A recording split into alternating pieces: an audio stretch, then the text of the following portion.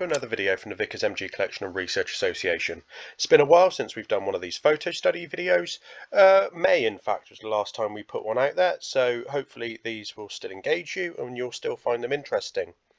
This is following a request, actually, back in April or May, when I was looking for ideas of which photos to choose, and one of our patrons suggested this one, and just as something that looked at anti-aircraft use of the Vickers machine gun during the Great War. So which photo is it? It's an Imperial War Museum photo, Q6588, and the description is the Battle of the Lys, troops of the Machine Gun Corps firing a Vickers machine gun at a German aeroplane near Haverskerque on the 1st of May 1918. So we'll be able to have a look at that in a lot more detail in a moment. Taken by John Warwick Brooke, Lieutenant, and part of the Imperial War Museum's collection. So we'll open up the image, put the annotation app on, and take a look. If you do want to come along and suggest photos in the future, then please do support us on Patreon at www.patreon.com/VickersMG, and you really help support the association, help us do much more material, and help us spend more time on it, which we're unable to do so if we're having to try and have those funds in another way. So thank you very much to those that do support us. Keep these suggestions coming. So this is probably one of my favourite photos, actually. It has a huge amount of detail in it, and we can't overlook a lot of that detail. Let's start from like the landscape. The landscape itself is quite barren, which sort of expect perhaps in this part of the countryside. But what they've done is they have used wattle fencing or brush with these uprights here to build. Not only the gun isn't actually fully in place, and this isn't going to provide much protection from shell fire, so they are possibly, it's either an expedient position or they're not expecting much attack from artillery, so they haven't dug themselves in, which is quite interesting, actually. They haven't done that. They do have some protection, in the form of this. We've clearly got a communications trench. This looks to be a circular emplacement. What is perhaps a little bit stranger is that the gun itself doesn't have full 360. It's on this pivot, so its arcs are sort of defined really, maybe 180, but certainly to do that, the number one's got to get right over here. So it's not really a great anti-aircraft position. Normally we see those with 360 degree arcs of fire, but perhaps this in the middle, or perhaps I'm wrong there, and perhaps this is a table that sits in the middle and just goes round the back there, possibly. That makes a lot more sense. Ignore everything I just said. Love to learn from these as we go along. I don't study these beforehand. That helps me spot stuff as we're going. So yeah, it's I reckon that's a table they've built in the middle there, like I say, and then he can have 360 degree arcs of fire all the way around it, which is what he needs for anti-aircraft. So we have a post in the middle, so let's start looking at the gun. So you've got this post, and on top of the post is the Sangster mount, the auxiliary tripod there. So that's fitted up inside. Whether it's actually fixed in any way, quite possibly not. Might be lashed around the feet, around here, just to make sure it doesn't go anywhere. But otherwise, not. What we have. So yeah, the auxiliary tripod, you can see our video of us firing from that. Then we have let's look at the gun itself. We have a barrel casing cover, which is unusual to see in this period. We also have anti-aircraft sights fitted. So there's the front stem, and then he's looking through this part of the tangent sight. Not this bit, ignore that bit. But he's looking through this top piece here, which gives him a better line of sight for aircraft. That was all worked out. You can see those in some other photos as well. We might do another anti-aircraft photo in the future, in the near future maybe. So it has those sights. The barrel casing cover. They've clearly fired a few rounds as well. So the ammunition belt, the empty belt, is out on the other side, and we have this full belt going into here, into a number 6 belt box. The number 6 belt box has a 2-part lid and this side opening.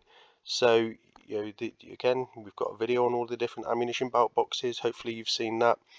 It has this side opening, so the hinges are along here, and it's actually backwards, which is a little bit weird. Normally you'd have this piece is the sort of the piece that would be nearest the gun. No idea why that is the case here, and we have it sat on another belt box underneath. Don't know whether that's a number 6, number 7, number 8. I think there's a bigger hinge on the back, so it's a number 7 or a number 8. Don't think it would be a number 9 in service at this late stage. Then we have the spare parts case here, which if you can see very closely, you don't have the two loops for the strap. You have the one loop there, so it's a Mark 1 spare parts case.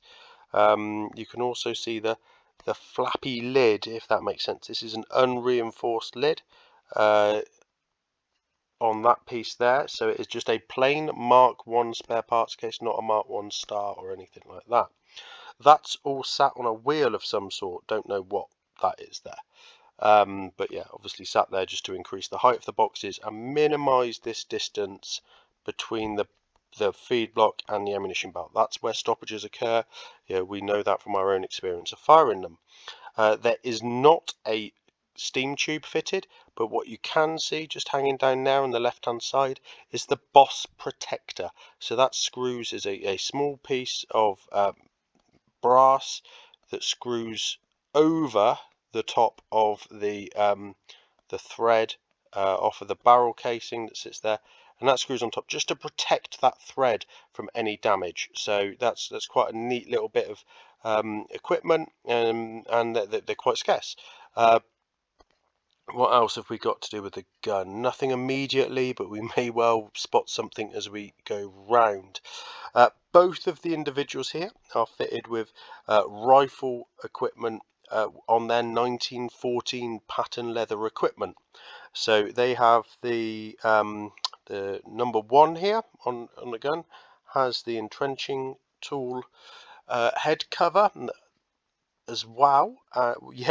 Whereas the number 2 has the halve, but no head for it. So yeah, bit strange. Perhaps they're sharing an entrenching tool. I doubt it. I imagine the halve is down here as well on the number 1 on the left. We say it's number 1. Clearly this doesn't exactly match. Normally we'd see number 1s and number 2s in pistols, pistol order, but they both have their short magazine Lee Enfield rifles next to them, and fitted with bayonets as well, which is always interesting to see that they've got them just fitted, just ready to use if they need to. Both guns don't have their safeties, or that one on the left doesn't have its safety catch on, so it's presumably unloaded. Possibly not, who knows. You'd have thought it would be though. What else can I spot? So this chap on the right here is using a spotter scope, and I think that's just a standard issue signaling spotter scope. I don't think there's anything particularly special about that. They were issued to machine gun units, machine gun battalions as well. We know that. Both men aren't wearing their haversacks, their small packs. They're not there. But you can see the buckles that slide onto them onto the 1914 pattern equipment quite nicely. So anything else? We have Brody helmets. They're both in great coats.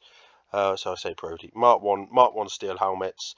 They're both in great coats, which is quite nice to see. The chap holding the gun is using the right grip. Always good to see in photos, improve the point. that we try and get across in many of our talks and videos about the use of that grip. What else have we got in there? I think that's probably all the detail. Leather slings on the rifle there and on there, so they've got that full leather equipment, including the slings on their rifles. If you do spot anything else, please do come back to us in the comments. Please do, let us know. These are interesting photos for us to look at. We hope that you find them interesting as well. As always, come and support us on Patreon, subscribe, like, share, all those good things, and help us just understand, educate and inform people about the Vickers machine gun. Thank you for watching. Please remember to like and share the video and subscribe to the channel. Please support us on Patreon if you're able to, and let us know of anything you'd like to see in the future. I look forward to hearing from you.